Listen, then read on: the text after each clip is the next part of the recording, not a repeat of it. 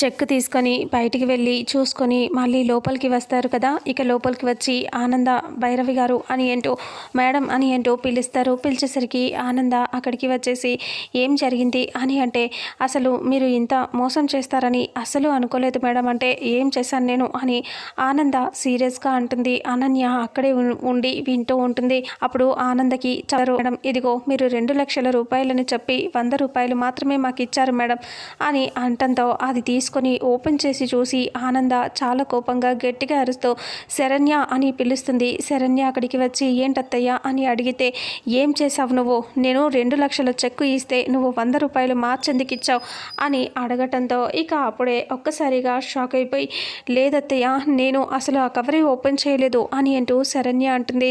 నువ్వు ఓపెన్ చేయకపోతే ఇలా ఇలా ఎందుకు వస్తాయి అంటే, అప్పుడే అనన్య అంటుంది, మరి నువ్వు చేయకపోతే అత్తయ్య గారే 100 రూపాయలు పెట్టారు అంటావా అని అనన్య అంటుంది. నోర్మొయ్ అని అంటూ ఆనంద గట్టిగా అరుస్తుంది అనన్య మీద. అనన్య అలాగే సైలెంట్ అయిపోతుంది.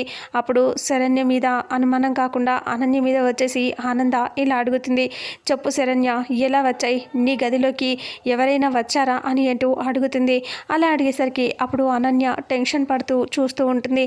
ఇక ఒక్కసారిగా శరణ్య అనన్య వైపు ఉంటుంది. అతనికి అనుమానం వచ్చేస్తుంది. అయినా సరే అలాగే అనన్య వైపు చూస్తూ ఉంటుంది. ఆనంద, చెప్పు శరణ్య, నీ గదిలోకి ఎవరైనా వచ్చారా అని అడగటంతో అప్పుడు శరణ్య అనన్య వైపే చూస్తుంది. మరి అనన్య వచ్చిందని చెప్తుందా చెప్పదా, అసలు ఏం జరుగుతుంది అనేది రాబోయే నెక్స్ట్ ఫుల్ ఎపిసోడ్లో తెలుసుకుందాం.